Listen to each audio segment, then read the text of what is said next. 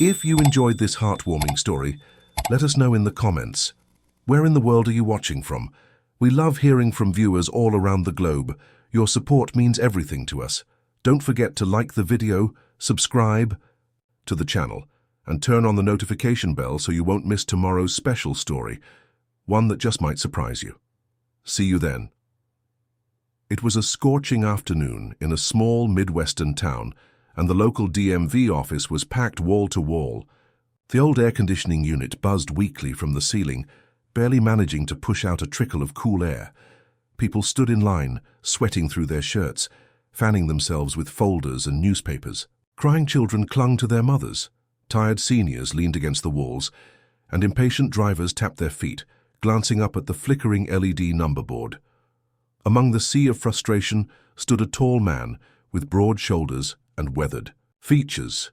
His name was Mike Harris, a 61-year-old retired Navy engineer. He wore an old faded bomber jacket, one that had clearly seen better days, and a worn baseball cap pulled low over his brow. Half of his face bore deep burn scars, the kind that made people do a double take. His hands, hidden in his pockets, were just as disfigured. Mike wasn't looking for pity. He just needed to update the photo on his driver's license, a simple task that had brought him in from his quiet village nearly 30 miles away. His elderly mother, who had a chronic heart condition, was waiting for him at home. Time was ticking. He checked his watch. It was 12:45 p.m., and he knew the DMV staff would be breaking for lunch soon. If he missed his turn, he'd also miss the last 3:30 p.m. Greyhound bus home. At the front of the room sat Brenda, a 52-year-old clerk with a sharp tongue and an even sharper glare. Beside her was Cheryl, 49, flipping through a celebrity gossip magazine like she had all the time in the world. The two women had worked at the DMV for years, and they were no longer interested in helping anyone unless there was a bribe or a box of chocolates involved. They referred to the customers as these people, and they had no patience left for those who came in looking anything less than polished. When Mike stepped forward, gently asking if he could be seen before the break, Cheryl scoffed. "Oh, please," she said, not even looking up. "You think you're the only one waiting. Come back after lunch like everyone else." Mike tried again, his voice humble. "Ma'am, I've been here since 9 this morning. I live far out of town, and I need to catch the bus before it leaves." Brenda sneered. "Then maybe next time dress like someone worth helping." The room fell silent. A few people turned their heads, stunned by the cruelty of her words. Mike opened his mouth to respond, but before he could say a word, Cheryl snapped, her fingers at the nearby security guard. "Get him out," she barked. "We don't have time for sob stories." Without hesitation, the guard, a young man clearly nervous about his job, walked over and ushered Mike toward the exit. He didn't ask questions. He didn't argue. He simply did what he was told, and, just like that, Mike Harris, a war hero who had once risked his life for his country, was pushed out of a public office like he didn't matter at all. As the heavy door to the DMV slammed shut behind him, Mike Harris stood on the sidewalk, stunned and humiliated. His heart pounded, not from anger, but from the overwhelming weight of disappointment. He had traveled 30 miles just to be treated like trash. His hands, still buried deep in his jacket pockets, trembled slightly, more from sorrow than age. Inside, the room had fallen into a tense hush. A few customers exchanged disapproving glances, but nobody said a word. The security guard returned to his post, his face pale and uneasy. He knew what had just happened wasn't right, but fear of losing his job kept him silent. And then, a pair of footsteps echoed from the hallway. Emily Carter, a 26-year-old clerk at the DMV, had just returned from filing paperwork when she heard the commotion. She glanced around the office, confused by the sudden stillness. Something was wrong. Her eyes met the guard's for a brief moment, and he looked away, ashamed. "Where's the gentleman who was next in line?" she asked quietly. Brenda let out a laugh. "Gone. Don't waste your time. He looked like trouble anyway." Cheryl chimed in, probably some drunk looking for pity, but Emily didn't laugh. Instead, she turned and walked quickly toward the exit, ignoring Brenda's mocking voice trailing behind her. "You're not going to save the world, sweetheart." Outside, she spotted Mike already halfway across the parking lot. His shoulders slumped. She jogged to catch up, calling out, "Sir, wait, please wait." Mike stopped. He turned slowly, eyes wary but curious. Emily slowed to a walk, her breath catching in her throat when she saw his face up close, the deep scars, the pain behind his eyes. For a split second she hesitated, but only for a second. "I'm so sorry for what just happened," she said, her voice soft but steady. "If you come back inside with me, I'll take care of your paperwork myself. You'll make it in time for your bus, I promise." Mike looked at her, confused. "You sure?" "I'm sure," she nodded. Back inside, Emily led him to her desk, ignoring the sideways looks from Brenda and Cheryl. She pulled up his file, verified his documents, and moved through the photo update process with quiet efficiency. Her hands moved fast, but her tone was calm and warm, a stark contrast to the coldness he'd faced earlier. As Mike sat across from her, hunched slightly, he stared blankly at the floor. Is there really no justice anymore?" he muttered. "What was it all for, the years, the scars?" Emily paused, looked up from her screen and gently said, "You matter, what you did matters. I can't undo what they said, but I can make sure you're treated right, here and now." When she handed him the completed paperwork, just minutes later, Mike looked up at her with grateful eyes. "Thank you," he said, his voice rough with emotion. "You didn't have to do this." Emily smiled. Maybe not, but someone had to. And with that, she proved that one small act of kindness can begin to turn everything around. A few days had passed since that unforgettable afternoon at the DMV. For Emily Carter, things returned to routine, at least on the surface. But deep down, something had shifted. She had helped a man when no one else would, and though she didn't do it for praise, she couldn't forget the look in his eyes, the quiet mix of gratitude, pain, and disbelief that someone had finally treated him like a human being. Meanwhile, Brenda and Cheryl carried on like nothing had happened. They still gossiped behind their desks, still rolled their eyes at customers, and still left Emily buried in work while they slipped off for long, indulgent lunch breaks. The office atmosphere remained tense, but Emily stayed focused, doing her job with quiet dignity. Then, on a cloudy Wednesday morning, something unexpected happened. The front doors swung open with a sharp clang. Heads turned. Even the dozing security guard sat up straight. Stepping into the office was a group of sharply dressed men and women. And at the center of them was Mayor Robert Langston, a man everyone in the county recognized instantly. The room fell dead silent. Brenda nearly dropped her coffee mug. Cheryl's magazine slipped from her hands. The mayor, wearing a crisp navy blue suit and a serious expression, walked right past the stunned line of customers and up to the front desk.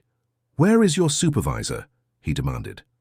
Brenda tried to put on her most charming smile. "Good morning, Mr. Mayor. We didn't know you were coming today." "I didn't schedule a visit," he interrupted. "Because what I witnessed the other day made it very clear that this office has forgotten what public service means," the crowd behind him murmured in agreement. Emily stood from her desk, confused but curious. The mayor continued, his voice firm. "Last week I was driving down the rural highway just outside of town when I saw a man walking alone. His coat was worn, his face scarred. I pulled over. I knew that face. His name was Mike Harris, a Navy engineer, a hero who saved dozens of lives during a fire aboard a nuclear submarine." He paused, letting the weight of his words sink in. "He told me he had just been humiliated at this DMV, denied help, thrown out like garbage, and when I asked who had helped him, he gave me one name: Emily Carter." Gasps echoed through the office. Brenda and Cheryl stood frozen, their faces drained of color. The mayor turned to Emily and gave a small nod. "Thank you. You remembered what everyone else forgot. That public service is about people, not power." Then he turned back to the two senior clerks. "As of today, Brenda and Cheryl, you are relieved of your duties. Pack your things. You're done here." The room erupted in quiet applause. Customers smiled. Even the security guard exhaled a breath he hadn't realized he'd been holding. Emily's heart pounded in her chest. Not with fear, but with something she hadn't felt in a long time. Hope. In the days following the mayor's surprise visit, the DMV office became almost unrecognizable. The tension that once clung to the walls like stale air had lifted. The once dreaded long lines began to move faster, and the complaining voices of frustrated customers were replaced with the sound of quiet conversations, even laughter. Emily Carter, now officially promoted to branch manager, wasn't looking for praise. She was just determined to do things differently. She reorganized the staff schedule, introduced a clear workflow system, and most importantly hired a new team, young, motivated individuals who genuinely wanted to help people. For the first time in years, the DMV became a place of service. Again, word spread fast. Local newspapers ran a small story about the shake-up at the DMV, but it was the TV crew from the Channel 8 Evening News that really caught people's attention. That's when Jake Morrison entered the picture. He was the station's camera operator, 29 years old, smart, funny, and always behind the scenes. He came in one afternoon with a reporter to film a segment on Emily's leadership and the changes at the DMV. Emily, busy as ever, didn't notice him at first, but Jake noticed her right away. There was something about the way she calmly helped. A confused elderly man at the counter, never once losing patience. The way she smiled at every customer like they mattered. The way she stood tall and confident, even in a place most people dreaded. Later that afternoon, as the reporter packed up the mic and notes, Jake lingered. "Hey," he said casually, adjusting the strap on his camera. "You ever think of running for mayor yourself?" Emily laughed. "Not a chance. I've got my hands full managing drivers. Licenses and registration renewals," Jake grinned. "Well, if you ever do, you've got my vote." A week later, they went on their first walk after work. Just a short stroll through the park, nothing fancy, but it felt natural, easy. Over the following weeks, their bond grew stronger. Movie nights, coffee dates, shared jokes. For the first time in a long while, Emily felt a new kind of joy, the kind that didn't come from doing her job right, but from simply being seen and appreciated for who she was. Even her mischievous cat Milo seemed to notice. No more torn-up wallpaper. No more knocked-over vases. It was as if peace had settled over her entire home. Jake would often joke, "You fixed the DMV and a cat's behavior? What can't you do?" Emily would just smile. What had started as a moment of kindness in a broken system had rippled outward, changing her life, Mike's life, and the lives of everyone who walked through those DMV doors. She hadn't asked to be a hero, but sometimes heroes wear name badges and wait behind computer screens. And sometimes the world gives back in the most unexpected ways. Spring turned to early summer, and life in the small town began to bloom again. Not just outside, but inside the walls of the DMV too. Under Emily Carter's leadership, the office had become something people actually talked about in a positive way. Customer service surveys showed wait times had dropped to less than 20 minutes, and friendly interactions were becoming the new normal. But nothing could have prepared Emily for what was coming next. It was Memorial Day, and the town square was packed. American flags lined the sidewalks. Children waved red, white, and blue pinwheels, and veterans in full-dress uniforms stood proudly near the main stage. The mayor, Robert Langston, was set to give a speech, but before he took the podium, he stepped aside to introduce a special guest. The crowd quieted as a man approached the microphone. He walked with a slight limp, his face partially covered in burn scars, but his presence was strong, even commanding. It was Mike Harris, but this time, he wasn't the same man Emily had chased down in a parking lot weeks ago. He stood tall in his navy uniform, medals glinting across his chest in the late afternoon sun. Emily stood in the audience with Jake by her side, watching in awe. Mike cleared his throat, then began. "I served on a nuclear submarine for over 2 decades. I've seen fire in places you don't expect to find air. I've faced death head-on not once but many times. But when I returned home, I wasn't prepared for the looks, the judgment, the silence." A pause. And then, one ordinary afternoon at the DMV, someone looked at me not with pity, not with fear, but with kindness. Her name is Emily Carter. The crowd turned. Emily's eyes widened. I came in looking like a mess, like someone society had already written off. And when others turned their backs, she walked toward me.